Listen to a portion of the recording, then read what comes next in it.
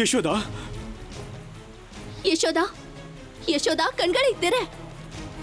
யசோதா, நந்தரே, கண்ணன். கண்ணா, கண்ணா, கண்ணா. கம்சா, தேவகியின் உடல்நிலையில் முன்னேற்றம் இல்லாததற்கு காரணம் நான் உன்னிடம் உண்மையை கூறுவது என்ற தீர்மானம்தான்.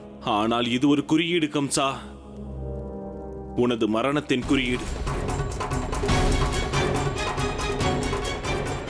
இந்த குறியீடு கூறுகிறது இனி உனது மதம் நிச்சயிக்கப்பட்டு விட்டதென்று. கடவுளே, எனக்கு ஆணையிடுங்கள்.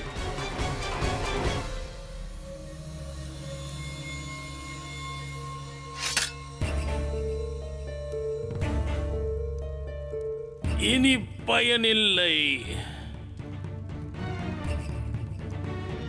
அவனை விட்டுவிடுங்கள். அவன் எதையும் கூறப்போவதில்லை. ஏனென்றால் அவன் இதயத்திலிருந்து தேவகியின் உயிரை பற்றிய கவலை நீங்கிவிட்டது. விளக்குகளை அணையுங்கள். எல்லாவற்றையும் அணைத்து விடுங்கள்.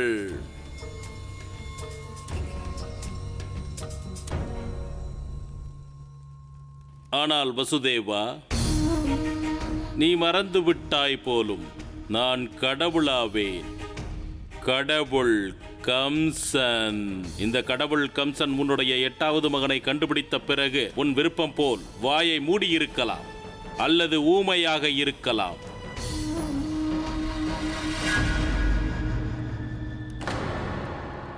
கண்ணா, கண்ணா, கண்ணா, நீ எங்க இருக்கிறாய்? கண்ணா, கண்ணா, இங்கே பாருங்கள், நான் இங்கு இருக்கிறேன்.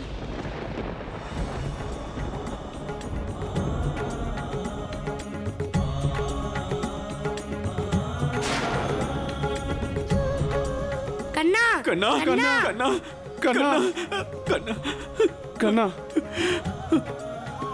கண்ணா, கண்ணா, நீ நலம்தானே? ஆம் தந்தையே, நான் நலம்தான். நமது கண்ணன் திரும்பி வந்து விட்டான். நமது கண்ணன் பாதுகாப்பாக இருக்கிறான். ஆனா ஐயா, கண்ணன் மட்டும் பாதுகாப்பாக இல்லை. கண்ணன் இந்த பிரிஜ மண்டலத்தையே பாதுகாத்திருக்கிறான் பூதகியை கொன்று. இல்லை தாமோதர ஐயா, நான் எதுவுமே செய்யவில்லையே. பூதகி தானாகவே இறந்து விட்டாள். ஆனால் கண்ணா, உனக்கு பயமாக இல்லையா? இல்லை தந்தையே, பயப்படுவதற்கு நேரமே இல்லை. நான் பூதகியிடம் பேசிக் கொண்டிருந்தேன். பூதகி மரணத்தை பற்றி பேசிக் கொண்டிருந்தாள். ஆனால் அவளாகவே தானாகவே இறந்து விட்டாள்.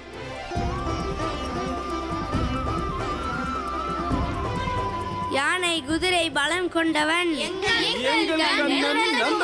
யானை குதிரை பலம் கொண்டவன். நாராயணா, என் கண்ணன் மீது கருணை கொண்டு உள்ளீர்கள். உம்மால் மட்டும்தான் இன்று என் கண்ணன் பாதுகாப்பாக இருக்கிறான். உங்களுக்கு கோடான கோடி நமஸ்காரங்கள்.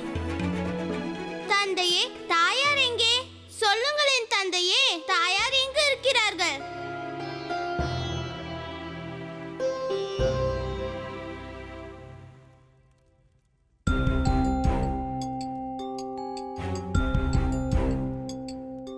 பிராப்தி,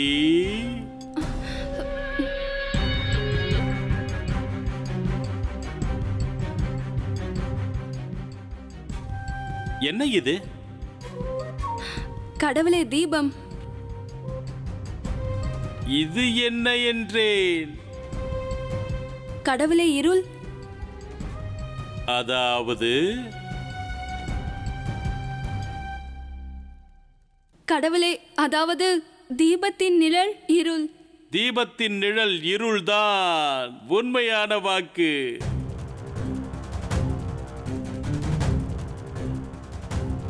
தேவகியின் உடல்நலத்தில் முன்னேற்றம் இருப்பதை நீதானே அந்த வசுதேவனுக்கு கூறினாய்? அறிவாயா பிராப்தி, ஒரு தீபத்தின் நிழல் இருளை எவ்வாறு நீக்க வேண்டும் என்பதை?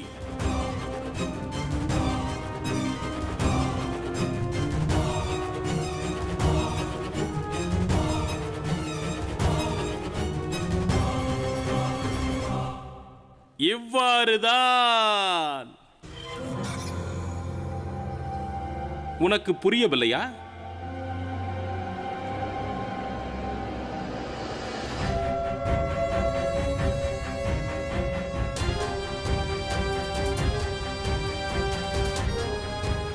நான் இன்று உனது வாழ்க்கையை வெளிச்சத்தைப் போல வெண்மையாக்கப் போகிறேன். என்னோடு வா பிராப்தி.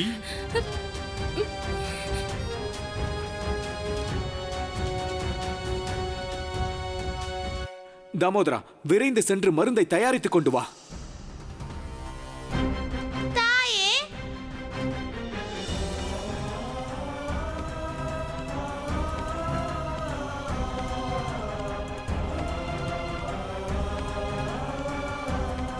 தாயே எழுந்திரீங்கள். தாயே, உங்கள் கண்ணனுக்கு எதுவும் ஆகவில்லை. தாயே, நான் வந்துவிட்டேன் தாயே. தாயே, உங்கள் கண்ணனோடு உங்களுக்கு கோபமா? ஏனென்றால் நான் உங்களை விட்டு பூதகியுடன் சென்றதா?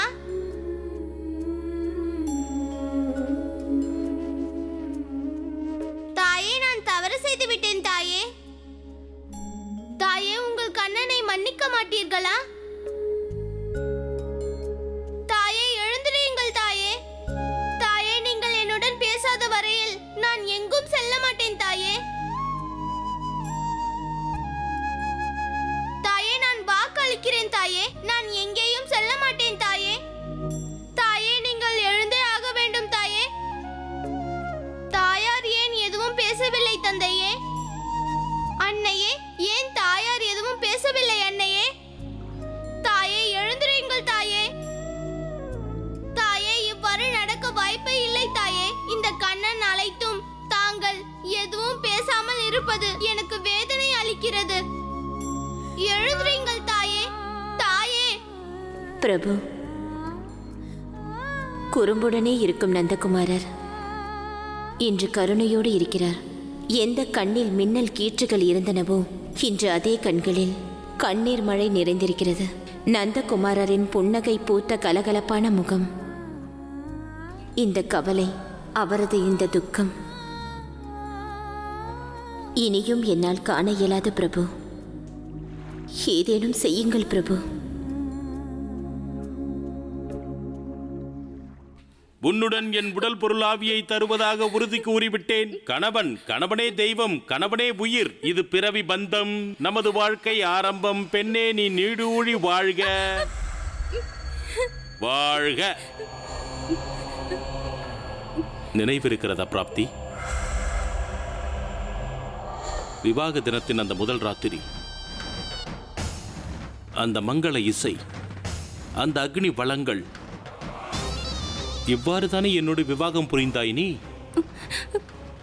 ஆம் கடவுளே. விவாகம், அதன் அர்த்தம் அறிவாயா நீ?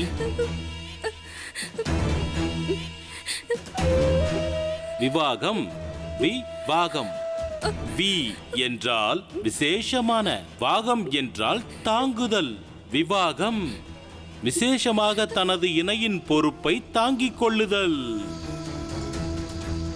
என் விஷயத்தில் நான் அரசாங்கம், உடன் பிறந்த சகோதரி தேவகி, அசரீரி ஒளி, 8வது குழந்தை, எல்லாம் சிக்கல்கள். அதையெல்லாம் மறந்து விட்டாயா பிராப்தி? சொல்லப்போனால் விசேஷமாக உன்னை நான் கவனித்திருக்க வேண்டும் அல்லவா? இல்லை கடவுளே, நீங்கள் எத்தனை கவனம் என்னிடம் செலுத்தினீர்களோ அதேதான் பிராப்தியுடனும். அஸ்தி, குற்றம் செய்து விட்டேன். நான் ஒரு மகாராஜா, கடவுள். ஆனால் எல்லாவற்றுக்கும் முன்பாக பிராப்தியின் கணவன். அதனால் எனது கடமை, இல்லை, விசேஷ முதன்மை கடமையாவது எனது மனைவியின் விருப்பங்களை நிறைவேற்றுவது. பிராப்தி, உனக்கு என்ன வேண்டும்? ஒன்றுமில்லை கடவுளே. ஒன்றும் இல்லையா கடவுளே? இல்லை பிராப்தி. இந்த குற்றவாளியிடமிருந்து பிராயச்சித்தம் தேடும் வாய்ப்பை தவிர்க்காதே. கூறு, என்ன வேண்டும் என்று கூறு. என்ன வேண்டும் என்பதை மறந்துவிடவில்லையே. நீ விரும்பியது என்னவென்று நீ மறப்பாயானால் நான் மறக்க மாட்டேன். ஏனென்றால் நான் நித்தியமானவன். மேலும் கடவுள் அனைத்தையும் அறிவார், எவருக்கு எது எப்போது வேண்டும் என்று. மகாராஜா வசுதேவரே, தேவி தேவகிக்கு நினைவு திரும்பிவிட்டது. வசுதேவர் அவர்களே, வசுதேவ மகாராஜா, தேவகியின் உடலில்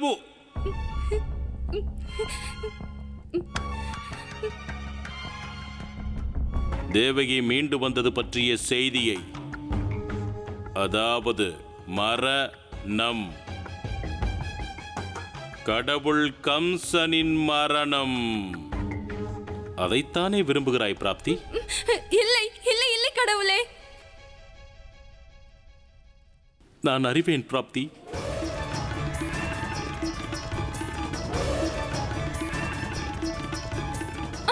நீ விதவையாக விரும்புகிறாய். இல்லை இல்லை இல்லை கடவுளே, இல்லை. ஜீவனம் அவஸ்தாத் தோமபாலனம் குரோயாத். விவாகத்தின் 3வது உறுதிமொழி, வாழ்க்கையில் எல்லா தருணத்திலும் உனது எல்லா விருப்பத்தையும் பூர்த்தி செய்வது.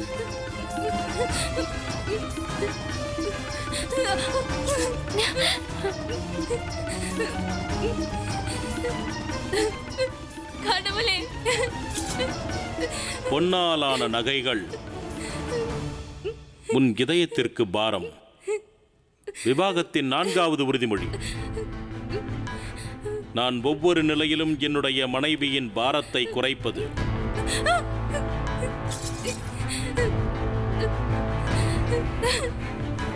விவாகத்தின் 2வது உறுதிமொழி, நான் உனது எல்லா விருப்பங்களுக்கும் சமமரியாதை தருவேன். எவ்வாறு என் தாய் தந்தையருக்கு? தந்தையாருக்கு நிகராக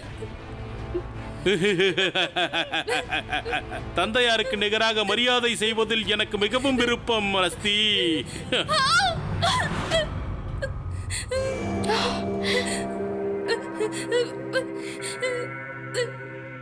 நமது விவாக நிச்சயம் நடந்தது.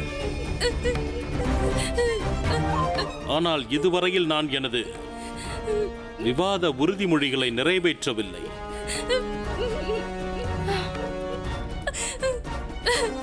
இன்று எனது எல்லா உறுதிமொழிகளையும் நிறைவேற்றுகிறேன்.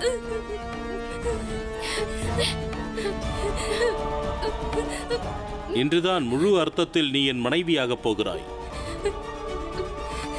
அஸ்தி வஸ்திரம்.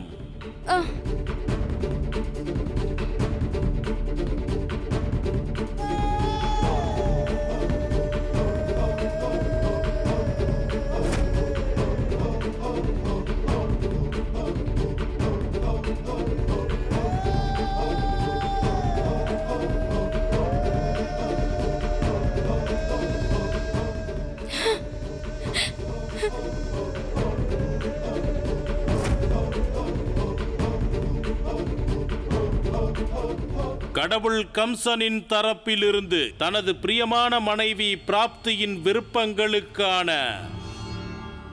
மரியாதை.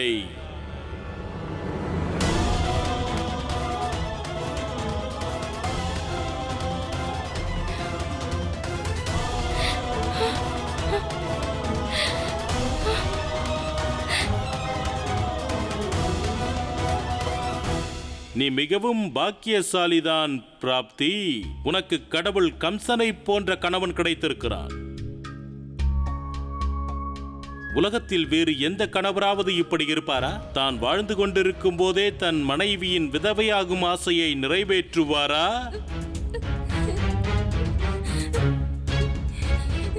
அழகு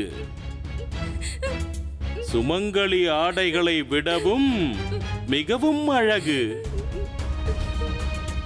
இனி உனது கோலம் இதுவே, விதவையாகவே. கடவுள் கம்சனின் விதவை மனைவி பிராப்தி. இப்போது உனக்கு மகிழ்ச்சி தானே? தேவகியோடு மட்டும் நின்று விடாதே. மேலும் அவளின் 8வது மகனின் மரணம் நிச்சயமானது. அவன் இந்த உலகத்தில் எங்கு ஒளிந்திருந்தாலும் கடவுள் கம்சன் அவனை கண்டுபிடிப்பான். பிறகு அவனது மரண செய்தியை எடுத்துக்கொண்டு போ அவனது தாய் தேவகியிடம்.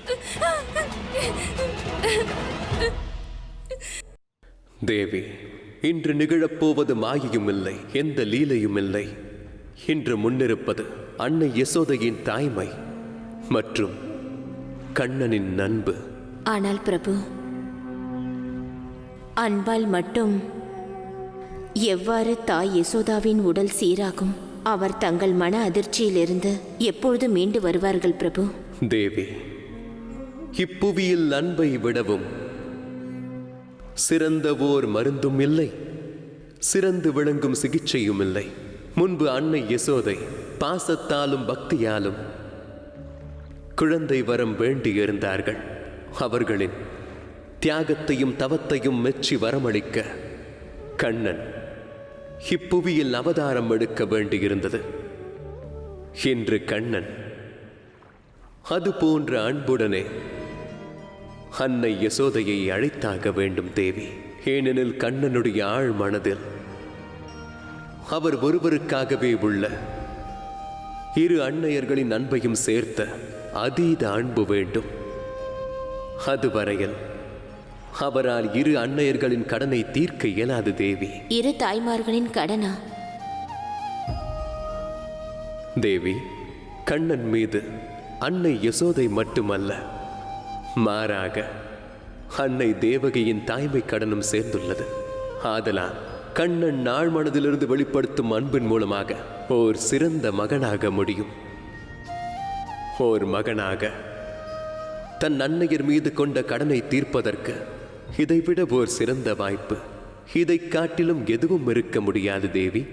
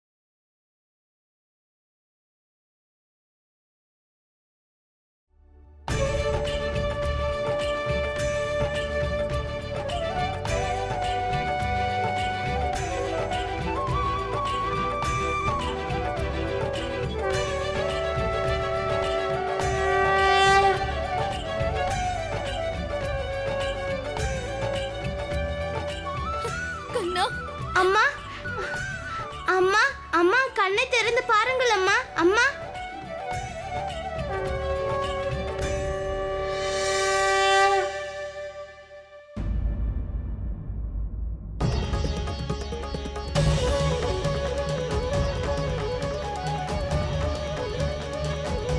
தேவகி, அம்மா, தாயே,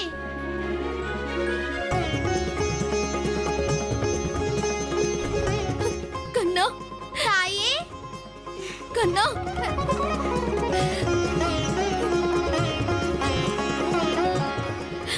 ஒன்றும் இல்லையே. செல்லமே, செல்லமே,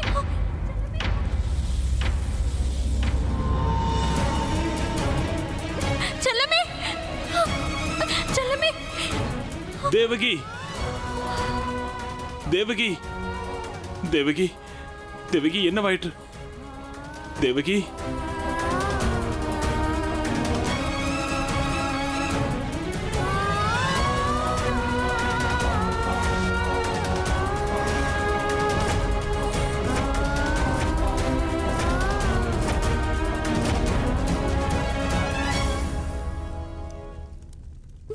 மகாராஜா, மகாராஜா, என்னை தயவு செய்து மன்னித்து விடுங்கள். கவலை என்னை இவ்வளவு கோழையாக்கி விட்டது. நான் எதையும் யோசிக்காமல் விட்டுவிட்டேன். நீங்கள் எனக்காக எவ்வளவு கவலைப்பட்டிருப்பீர்கள். நான் உங்களை தனியாக தவிக்க விட்டேன். மகாராஜா, என்னை மன்னித்து விடுங்கள்.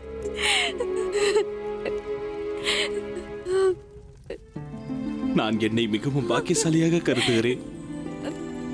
நீ என்னுடன் இருப்பதால் இன்று உனக்கு மட்டுமல்ல தேவகி, எனக்கும் ஒரு புது உயிரோட்டம் ஏற்பட்டிருக்கிறது.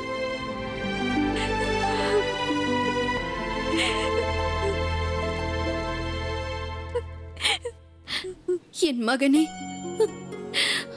எனக்கு மட்டும்தான் உன் மீது அக்கறை உள்ளது என்று நினைத்தேன். ஆனால் இன்றுதான் புரிந்தது, நான் எண்ணியது தவறு. நான் உன் மீது வைத்துள்ள அன்பை விட நீ என் மீது வைத்துள்ள அன்பு மிகவும் அதிகமானது. கண்ணா, உனக்கு தெரியுமா இன்று எனக்கு எவ்வளவு பெருமையாக உள்ளதென்று? நீ எனக்கு மகனாக கிடைத்தது என் பாக்கியம். எனது மகன் என் மீது எவ்வளவு அன்பு வைத்துள்ளான். தாயின் மீது இல்லை தாயே, வெண்ணையின் மீது. வெண்ணையா? ஆம் தாயே, எனது கவலை என்னவென்றால் நீங்கள் கண் விழிக்காமல் போனால் எனக்கு யார் வெண்ணெய் ஊட்டி விடுவார்கள்? அப்பொழுது நீ என்னை வெண்ணெய் வேண்டும் என்று விழிக்க வைத்தாயா? தாயே, நான் பெரும் முயற்சி எடுத்திருக்கிறேன். அதனால் எனக்கு வெண்ணெய் ஊட்டுங்கள். வெண்ணெய்க்காக மட்டும்தான் என் மீது அன்பு வைத்துள்ளாயா? அப்படி என்றால் சரி, நான் உனக்கு நிச்சயம் தருகிறேன். ஆனால் வெண்ணெய் அல்ல, அடி. நில் அங்கே, நில். பார்த்தீர்களா எப்படி பேசுகிறான் என்று? ஆம், கேட்டேன், பார்த்தேன் உன் கண்ணனின் குறும்புத்தனமான அன்பை. நீங்கள் ஏன் எதுவும் கூறவில்லை? ஒரு மகன் தாயிடம் இப்படித்தான் பேசுவானா?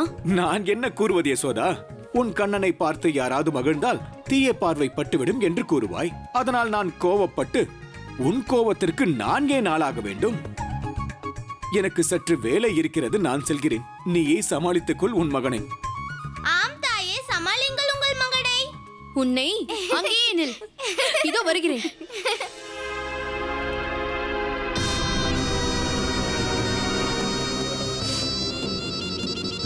பூதகி, என்னுடைய தனித்துவமான பக்தை. எத்தனை பெரிய உடல், எத்தனை அசுர சக்திகள், எத்தனை பெரிய பெரிய பேச்சுகள். மரித்து விட்டாள், சட்டென்று மரித்து விட்டாள். நல்லதுதான். இல்லையென்றால் நான் அவளை எனது பாதுகாப்பில் வைத்திருக்க வேண்டியதாக இருக்கும். ஆனால் கடவுள் கம்சனின் பாதுகாப்பில் பலகீனமானவர்களுக்கு எந்த பாதுகாப்பும் கிடையாதே. ஆனால் பகாசூரன் கூறியிருந்தான், அவனது தங்கைக்கு எந்த அசம்பாவிதமும் நடக்காது என்றும் அவளை எந்த மனிதனாலும் கொல்ல முடியாது என்றும். அப்படி என்றால் அவள் எப்படி மரித்தாள்? கடவுளே, சிறு குன்றிலிருந்து விழுந்து இறந்து விட்டாள். சிறு குன்றிலிருந்து விழுந்து இறந்து விட்டாளா? பூதகியா? அவளுக்குத்தான் பறக்க தெரியுமே. அவள் குன்றிலிருந்து விழுந்து மரித்தாளா? நீ என்னவோ கூறினாய். உனது தங்கைக்கு மரணம் இல்லை என்று இப்போது பார்த்தாயா? அவள் எப்படி மரித்தாள்? பூதகி, அவளை கொல்வதற்கு தேவர்களின் சக்தியும் குறைவுதான் என்று கூறும்போது இவளை ஒரு மனிதன் எப்படி?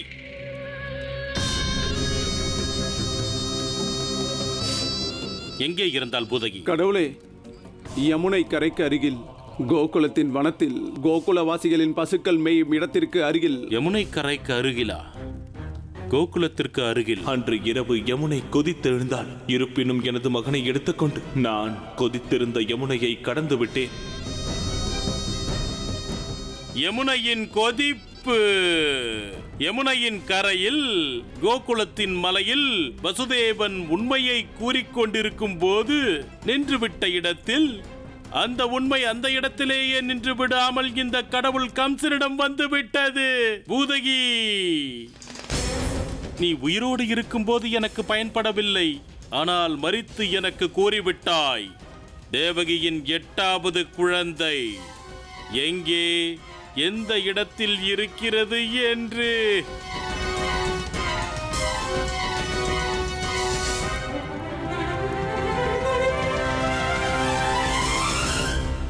பக்தை பூதகிக்கு கடவுள் கம்சனின் இறுதி மரியாதை.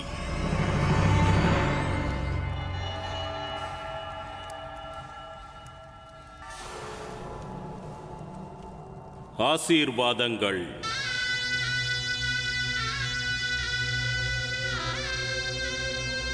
கோகுலவாசிகளே, கடவுள் கம்சன் உங்களால் மிகவும் மகிழ்ச்சி அடைந்துள்ளான். இப்போது உங்கள் எல்லோர் மீதும் முழு கோகுலம் மீதும் பொழிய போகிறது கருணை. கடவுளே, கருணை. கடவுள் கம்சனின் கருணை. வா நண்பா ஜீவுகா, நட வா, இன்று நாம் விளையாடலாம். இங்கே நில்லுங்கள். பிடி பிடி இதை நண்பா ஜீவகா.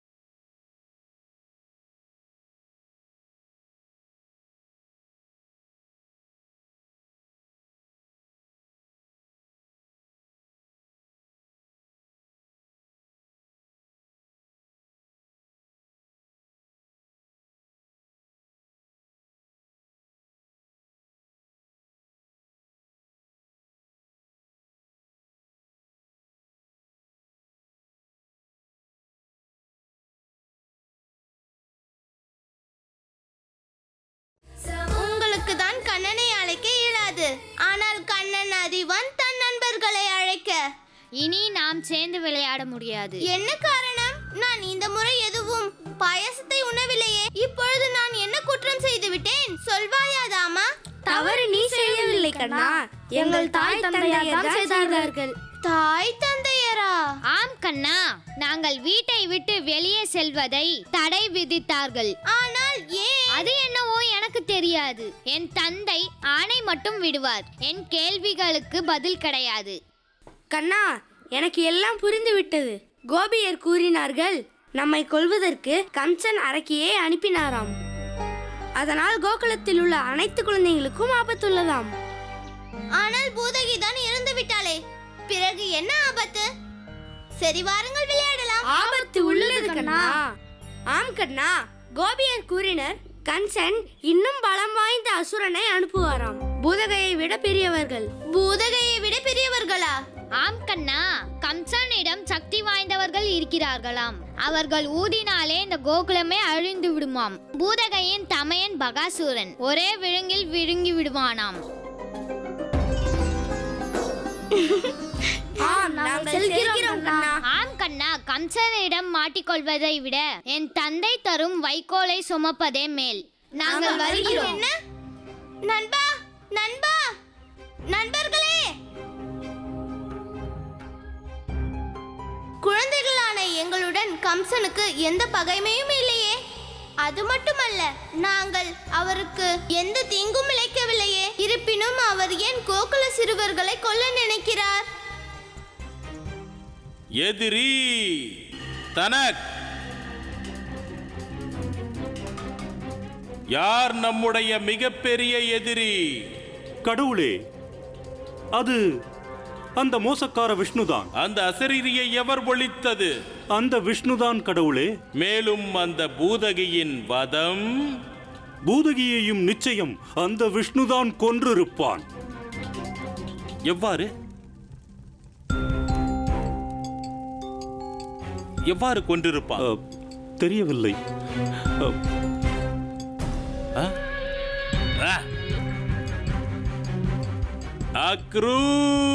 அக்ரூரர். இல்லை இல்லை இல்லை இல்லை, ராஜதந்திரி அக்ரூரர். கருத்து என்னவாயிற்று ராஜதந்திரி அக்ரூரரே? ஏதேனும் கூறுங்கள். ஏ விஷ்ணு, என்ன ராஜதந்திரம் செய்கிறாய் என்னோடு?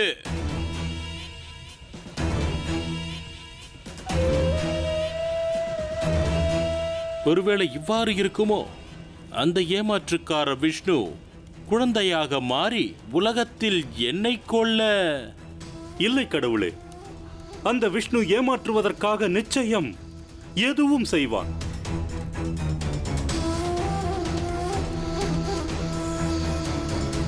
இல்லை இல்லை இல்லை இல்லை, அவன் ஏமாற்றுக்காரன் தான். ஆனால் குழந்தையாக இருக்காது இருக்காது. கடவுள் என்பவருக்கு தனக்கென்ற ஒரு நிலை உண்டு, ஒரு மரியாதையும் இருக்கும். அந்த கடவுள் கம்சனை போன்று. என்ன அக்ரூரரே? ஆம் கடவுளே, நான் கேள்விப்பட்டதுண்டு. விஷ்ணு ஏமாற்றுவதில் கூட தர்மத்தின் வழியை பின்பற்றுவாராம்.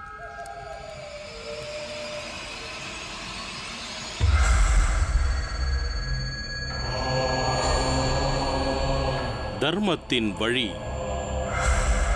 நீர் உண்மையிலேயே ராஜதந்திரி தான் அக்ரூரரே. பூதகி, கோகுலம், கோகுலத்து சிறுவர்கள், தேவகி, தேவகியின் 8வது மகன். இதை தீர்க்க வேண்டுமென்றால் தர்மத்தால் மட்டுமே இயலும். கடவுளே, உங்கள் ஆரத்திக்கான நேரம் ஆகிவிட்டது கடவுளே.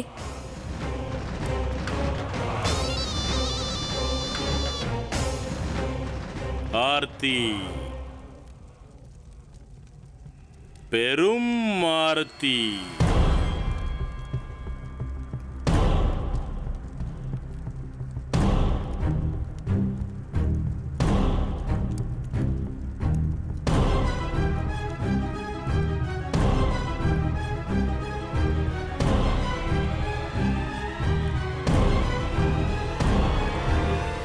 கடவுள் கம்சனின் விதவை மனைவி பிராப்தி. நீ அறிவாயா இப்போது உனக்கு என் மீது ஏன் காதல் இல்லை என்று? பண்பாடு. உன் குழந்தை பருவத்திலிருந்து உனக்கு பண்பாடு இருந்திருந்தால் கடவுள் கம்சனை நீ விரும்பி இருந்திருப்பாய். ஒரு மனிதனுக்கு சரியான நேரத்தில் சரியான பண்பாடு கிடைக்கவில்லை என்றால் அவன் அதர்மத்தில் நடந்திருப்பான். இப்போது தர்ம காரியம் செய்ய வேண்டும். ஆக ஒவ்வொரு சிறுவருக்கும் தெரிய வேண்டும் அவர்களது கடவுள் யார் என்று. நான் கூறுவது சரிதானே அக்ரூரரே? ஆம் கடவுளே. என்றால் நிற்காதே, செல், தர்ம காரியத்தை செய். உலகத்தில் உள்ள எல்லா சிறுவர்களையும் கடவுள் கம்சனின் பெரும் ஆர்த்திக்கு அழைத்து கொண்டு வா. உலகம் என்றால் மிகப்பெரிய அளவாயிற்றே. ஒன்று செய்யலாம். இந்த சுபகாரியத்தை ஒரு கிராமத்தில் இருந்து ஆரம்பிப்போம்.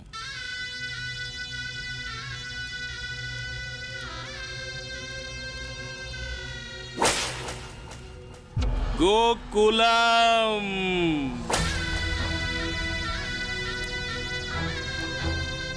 முதலில் கோகுலத்து சிறுவர்களுக்குத்தான் கிடைக்க வேண்டும் இந்த சௌபாக்கியம்.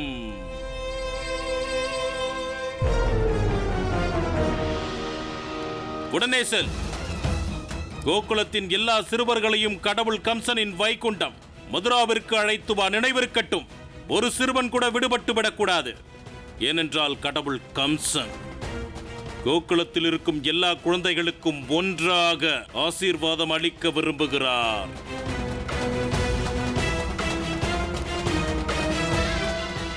ஆசீர்வாதம்.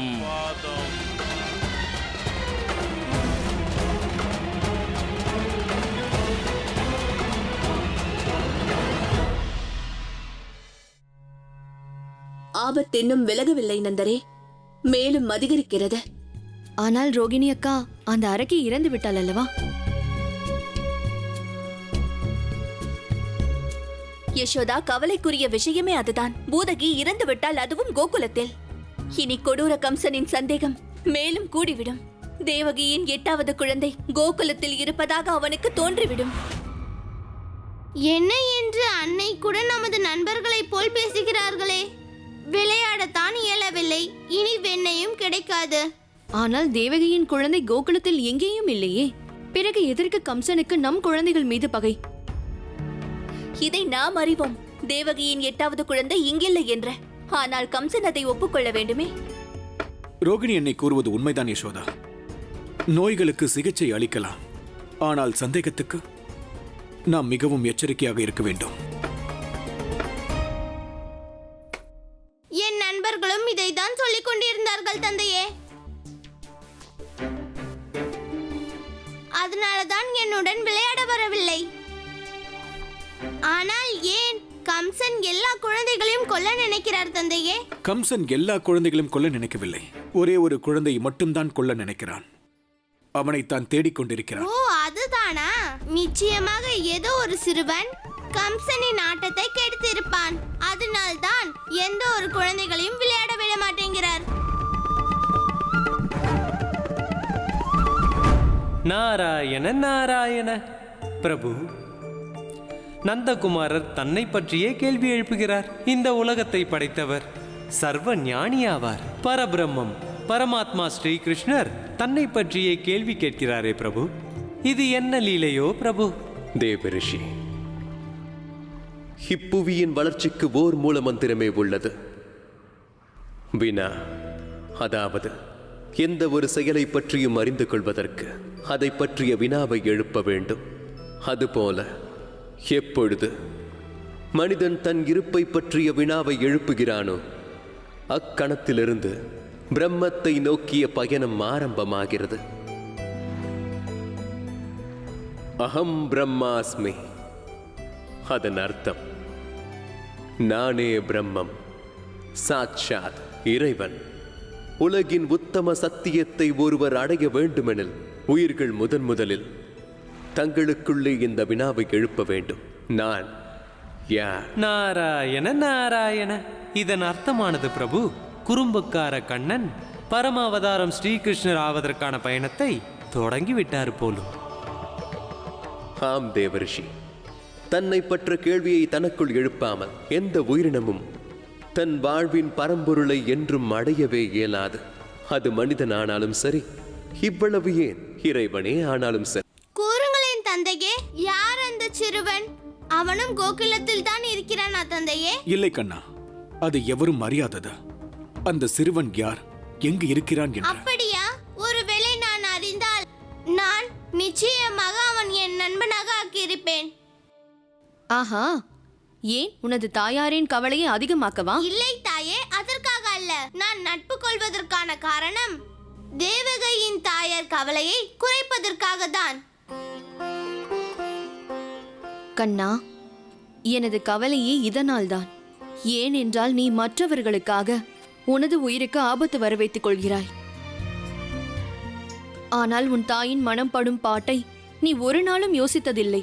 தாயே, அதாவது இல்லை கண்ணா, இனி உன் பேச்சை நான் கேட்கப் போவதில்லை.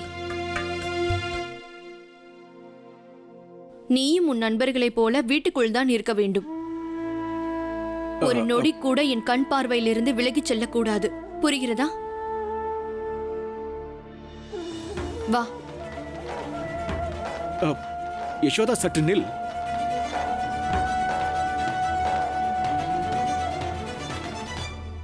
கண்ணா, உனக்கு உணவோ நீரோ விளையாடவோ பேசவோ எதுவென்றாலும் சரி இந்த அறைக்குள்ளே தான் செய்ய வேண்டும். புரிகிறதா? கண்ணா, இன்று முதல் நீ இந்த அறைக்குள்ளே தான் இருக்க வேண்டும். வெளியே செல்லக்கூடாது. சரியா? சரி தாயே. ஆனால் தாயே, நீங்கள் கூறுவீர்கள் அல்லவா, நாம் ஆபத்தை விட்டு ஒளியக்கூடாது, ஆபத்தை புரிந்து கொள்ள வேண்டும் என்று. ஏனென்றால் அப்பொழுதுதான் நாம் ஆபத்தை எதிர்கொள்ள முடியும் என்று. கண்ணா, ஆபத்தை புரிந்து கொள்ள முயற்சி செய்கிறேன் என்று அதை உன் அருகிலேயே நீ அழைத்துக் கொள்கிறாய். இல்லை தாயே, நான் பூதகையை இங்கே அழைக்கவில்லையே. பூதகி இங்கே தானாகவே வந்துவிட்டாள். ஆகட்டும் கண்ணா. கண்ணா, எனக்கு ஒரு வாக்கு கொடு. இந்த ஆபத்து முழுமையாக நீங்கும் வரையில் நீ வெளியே எங்கும் செல்ல மாட்டாய் என்று. ஆனால் தாயே, உங்களைப் போலவே எனது நண்பர்களும் பயந்து உள்ளார்கள். என் வீட்டிலேயே இருந்து விட்டால் பிறகு என் நண்பர்களுக்கு புரிய வைப்பது யார்? எனது நண்பர்கள் நான் இல்லாமல் எதையும் புரிந்து கொள்ள மாட்டார்கள். கண்ணா, நண்பர்கள் பயப்படுகிறார்கள், தாய் பயப்படுகிறேன். ஆனால் உனக்கு எந்த பயமும் இல்லையா? தாயே, நீங்கள் தான் கூறுவீர்கள் என் கண்ணன் எதற்கும் பயப்பட மாட்டான் என்று. இப்பொழுது உங்கள் கண்ணன் பயப்பட வேண்டும் என்று விரும்புகிறீர்களா? ஒருவேளை என் குழந்தையாக இருந்தால் அவன் யாருக்கும் பயந்திருக்க மாட்டான்.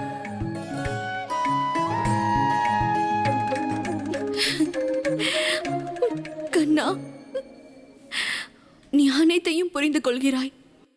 ஆனால் தாயின் கவலையை உன்னால் புரிந்து கொள்ள முடியவில்லை. ஆனால் தாயே, நேற்று நீங்கள் தானே கூறினீர்கள் என் கண்ணன் தான் என் மனதை புரிந்து கொள்கிறான் என்று.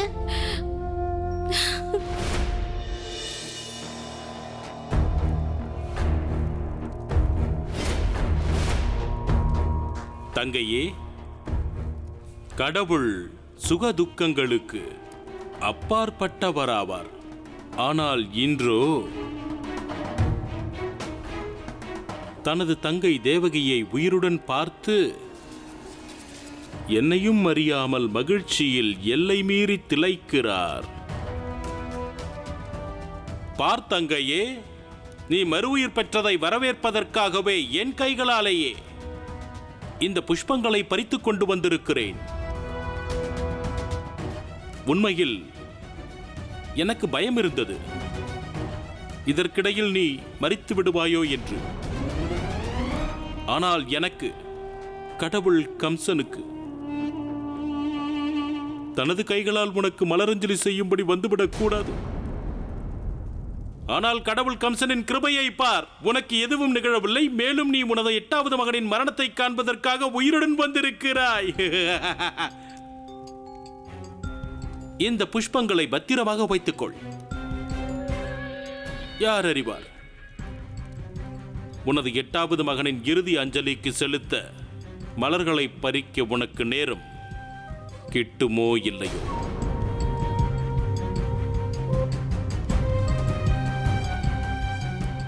இருப்பினும் ஒரு நற்செய்தியை கூறுவதற்கு நான் மறந்துவிட்டேன். உனது 8வது மகன் கோகுலத்தில் இருக்கிறான். அவன் விரைவிலேயே கடவுள் கம்சனின் ஆசீர்வாதம் பெற மதுராவிற்கு வரப்போகிறான்.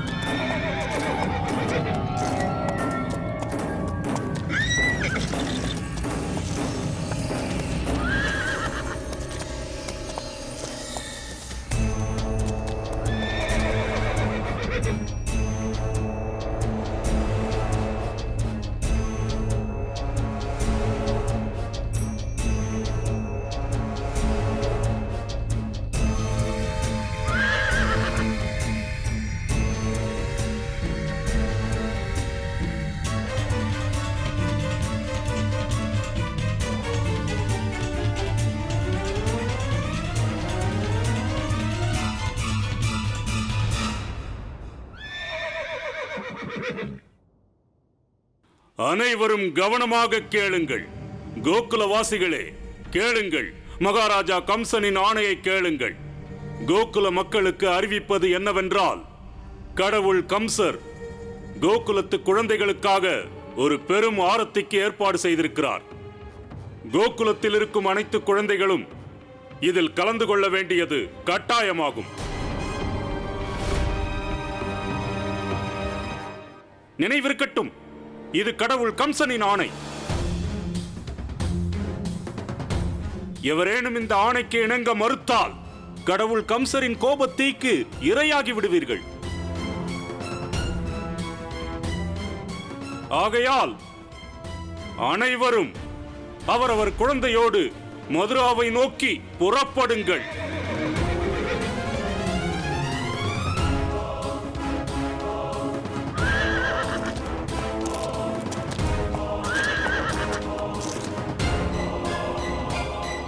தாயே, என்ன கண்ணா? தாயே, தாயே, தம்மை மகாராஜா கம்சர் அழைத்துள்ளார். வாருங்கள், மதுரா செல்வதற்காக ஏற்பாடு செய்வோம். நான் என் நண்பர்களை சந்தித்து விட்டு வருகிறேன். கண்ணா, கண்ணா, நான் கூறுவதை கேள். மகாராஜா, இது என்ன உண்மையா? உண்மையிலேயே நமது 8வது மகன் உயிருடன் இருக்கின்றானா?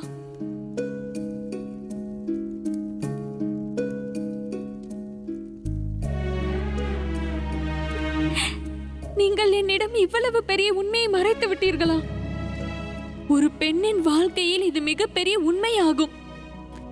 நீங்கள் ஏன் இப்படி செய்தீர்கள் மகாராஜா? ஏன்?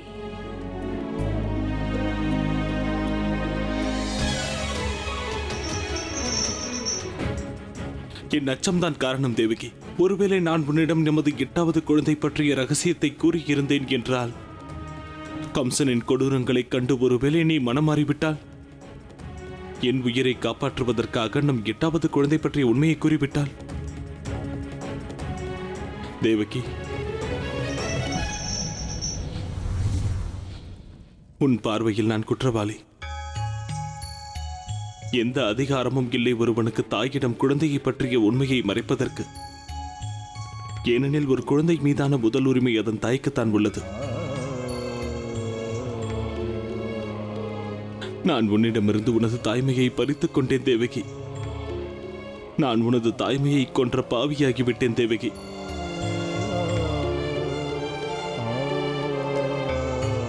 என்னை மன்னித்தருள் தேவகி. இல்லை மகாராஜா, நீங்கள் கொலைகாரன் அல்ல.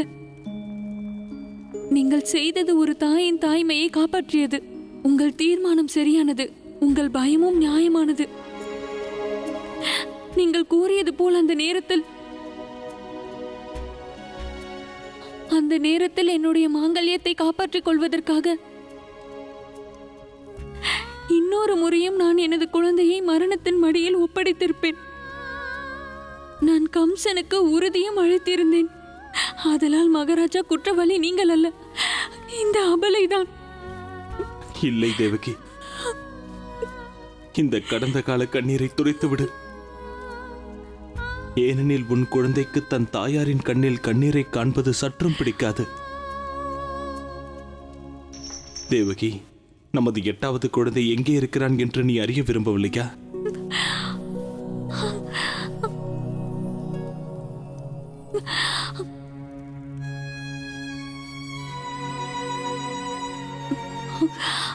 இல்லை மகாராஜா, இல்லை. என்னை பொறுத்தவரை எனது குழந்தை எங்கே இருக்கின்றான், எப்படி இருக்கின்றான் என்று தெரிந்து கொள்வது முக்கியமில்லை. என்னை பொறுத்தவரை முக்கியமானது அவன் உயிருடன் இருக்கின்றான், பாதுகாப்பாக இருக்கின்றான் என்பதுதான். இல்லை தேவகி, நீ அவனுடைய தாய். உனக்கு உண்மையை தெரிந்து கொள்ள முழு உரிமையும் உள்ளது. மகாராஜா, நீங்கள் ஒன்றை மறந்து விட்டீர்கள். தேவகி ஒருபோதும் உண்மையில் அல்ல, சொப்பனத்தில் வாழ்பவள். நான் எனது 8 குழந்தைகளையும் பெற்றெடுத்ததற்கான காரணம் வேறு. எனது தாய்மை சுகத்தை அனுபவிப்பதற்காக அல்ல. அதன் காரணம் என்னவென்றால், என் குழந்தையின் மூலமாக கம்சனின் வதம் நிகழ்வதற்காக.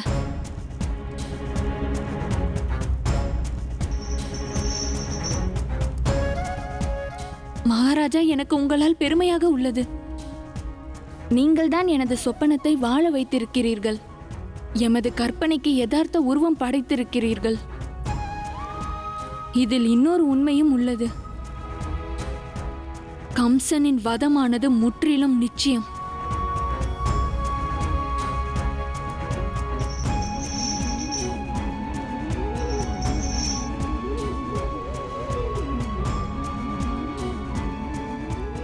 நீ என்ன எனது குழந்தையை கொல்வது கம்சனே? இனி நான் இந்த மலர்களை உனது சிதையின் மீது இடப்போகிறேன்.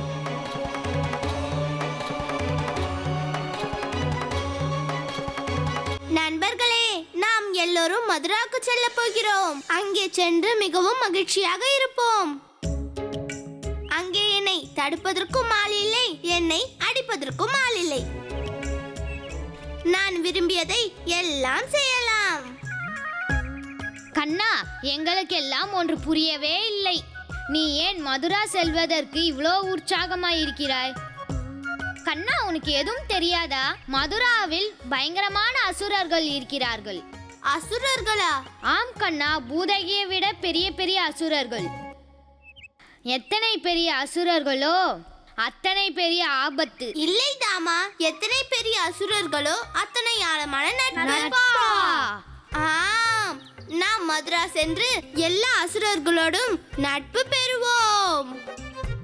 பிறகு நமது நண்பர்களிடையில் ஜீவகனை விடையும் பெரிய பெரிய நண்பர்கள் இருப்பார்கள். ஆனால் கண்ணா, அசுரர்களிடம் எப்படி நட்பாக இருப்பது? ஜீவகா, தாயார் சொல்வார்கள், நட்பு பாராட்டுவது மிகவும் எளிதானதாம்.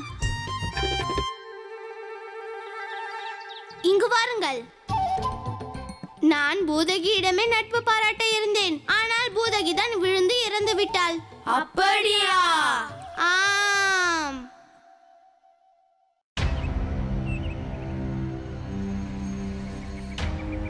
அக்ரூரரே, இந்த மகா ஆர்த்தியானது என்னவென்று புரியவில்லை. எதற்காக கோகுலத்தில் உள்ள அனைத்து குழந்தைகளையும் கம்சன் ஏன் மதுராக்கு அழைக்கிறார்? நந்தரே, கம்சனுக்கு சந்தேகம் ஏற்பட்டிருக்கிறது. மகாராணி தேவகியின் 8வது குழந்தை இங்கு இருப்பதாக சந்தேகப்படுகிறார். ஆக இது பெரும் ஆர்த்தி அல்ல, கோகுல குழந்தைகள் எல்லோருக்குமான பெரும் ஆபத்து. தாமா, ஆபத்து கோகுலத்தில் தான், மதுராவில் இல்லை. கண்ணா, அசுரர்கள் எல்லாம் மதுராவில் இருக்கும்போது ஆபத்தும் மதுராவில் தானே இருக்கும். தாமா, பூதகி எங்கே வந்திருந்தாள்? கோகுலத்திற்கு. கம்சன் அசுரர்களை எங்கே அனுப்புவான்? கோகுலத்திற்கு. அப்பொழுது ஆபத்து எங்கே? கோகுலத்தில். அதைத்தான் நானும் சொல்கிறேன் தாமா. ஆக ஆபத்து கோகுலத்தில், ஆனால் மதுரா பாதுகாப்பானது.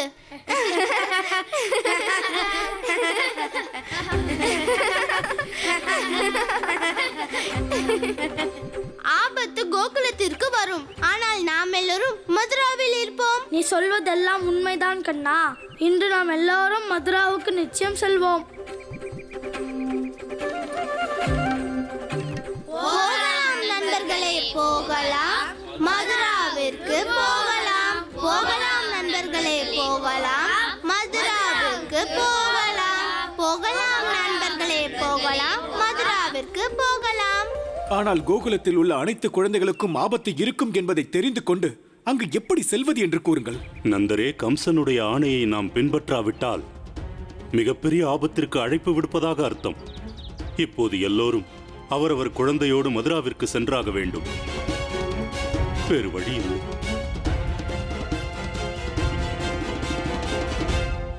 கண்ணா, நான் கோபியர் பேசுவதை கேட்டதில் மதுராவில் பெரிய சிறைச்சாலை உள்ளதாம். சிறைச்சாலையா? ஆம் கண்ணா, இந்த சிறைச்சாலைக்கு ஒன்றல்ல இரண்டல்ல 7 வாசல்கள் உள்ளதாம். ஒவ்வொன்றும் பெரியதாம். சரி ஜீவகா, அந்த சிறையில் என்ன இருக்கிறது? பணப்புதையல். பணப்புதையல் எல்லாம் இல்லை, அன்னை. தாயா? யாருடைய தாய் ஜீவகா? அந்த சிறுவன் கண்ணா, அவனைத்தானே கம்சன் தேடிக்கொண்டிருக்கிறான். தேவகி அன்னை.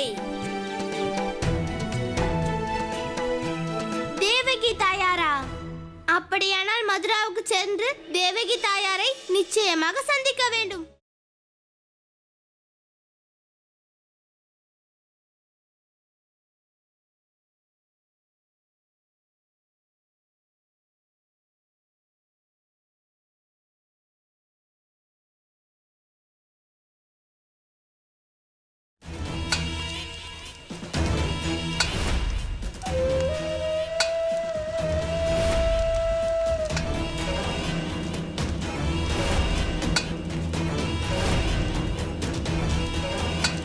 கடவுளே, நாங்கள் அடிமைகள் இருக்கும்போது தாங்கள் இதை செய்வதா?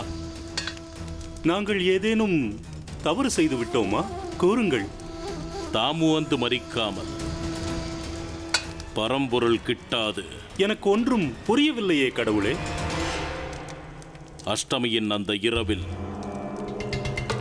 இந்த சிறைச்சாலையில் தானைக்கு பதிலாக தானே கடவுள் கம்சனே கண்காணிப்பில் ஈடுபட்டிருந்தால் என்ன நிகழ்ந்திருக்கும்? அப்போது அந்த வசுதேவனின் மகன் இந்த சிறைச்சாலையை விட்டு சென்றிருக்க முடியாது கடவுளே. அப்போது பக்தராட்சனுக்கு பதிலாக அந்த சிறுவனை தேட நானே சென்றிருந்தால் அந்த சிறுவனின் மரணம் 5 வருடங்களுக்கு முன்பே முடிந்திருக்கும். அதுதான் பிரணப்தா, அதேதான். நான் இனி விரும்பவில்லை அந்த சிறுவனுக்கு பதிலாக என்னுடைய பக்தர்கள் இறப்பதை.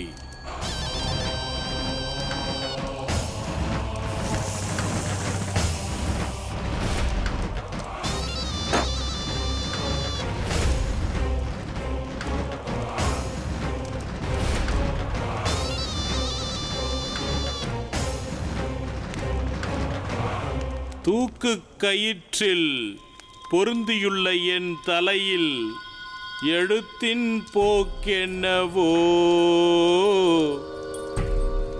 வானுலகத்தில் அது மறைபொருளாய் உள்ளது. வானுலகத்தில் அது மறைபொருளாய் உள்ளது. என்ன கதி சேருமோ? ஓ, புரிந்ததா? என்ன புரிந்தது?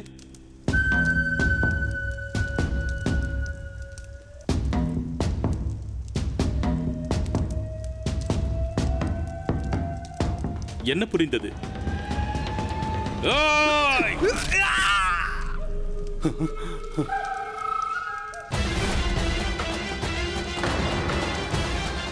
கோகுலத்தில் உள்ள சிறுவர்கள் இவ்வாறு தான் மரிப்பார்கள், ஒருவர் கூட மிஞ்சாமல்.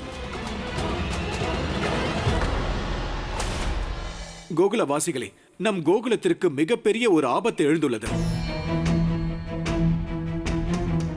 நம் குழந்தைகளை மதுராவுக்கு அனுப்ப வேண்டுமா வேண்டாமா என்று அந்த முடிவை நான் தங்களிடமே ஒப்படைக்கிறேன். நந்தர் அவர்களே, தீர்மானிக்கப்பட்டு விட்டது. நாங்கள் எந்த ஒரு சூழ்நிலையிலும் எங்கள் குழந்தைகளை மதுரா அனுப்பப் போவதில்லை. மேலும் நந்தரே, கம்சனின் சந்தேகத்தை தீர்ப்பதற்காக நாம் எல்லா குழந்தைகளின் உயிரையும் ஆபத்தில் தள்ளுவது நியாயமா? நீங்கள் கூறுவதை நான் ஒப்புக்கொள்கிறேன். ஆனால் நாம் எந்த ஒரு முடிவையும் எடுப்பதற்கு முன்பு முழுமையான யோசனை செய்து கொள்ள வேண்டும். அந்த கம்சனின் ஆணையை மீறுவது சரியானதா இல்லையா? நந்தர் அவர்களே, அப்படியானால் எந்த வகையிலாவது நமது குழந்தைகளை பாதுகாக்க இயலாதா? ஒரு வழி இருக்கிறது. கம்சனின் ஒரே சந்தேகம் தேவகியின் 8வது குழந்தை கோகுலத்தில் உள்ளதா என்று. ஆகையால் நம் குழந்தைகளை அழைத்து செல்லவில்லை என்றால் அந்த கம்சனின் சந்தேகம் உறுதியாகிவிடும். இதில் என்னுடைய கருத்து என்னவென்றால், நம் அனைத்து குழந்தைகளை மதுராவுக்கு அழைத்து செல்ல வேண்டும். இதன் மூலம் கம்சனுக்கு ஏற்பட்ட சந்தேகத்தை அர்த்தமற்றது என்று நாம் நிரூபிப்போம். நந்தர் அவர்களே,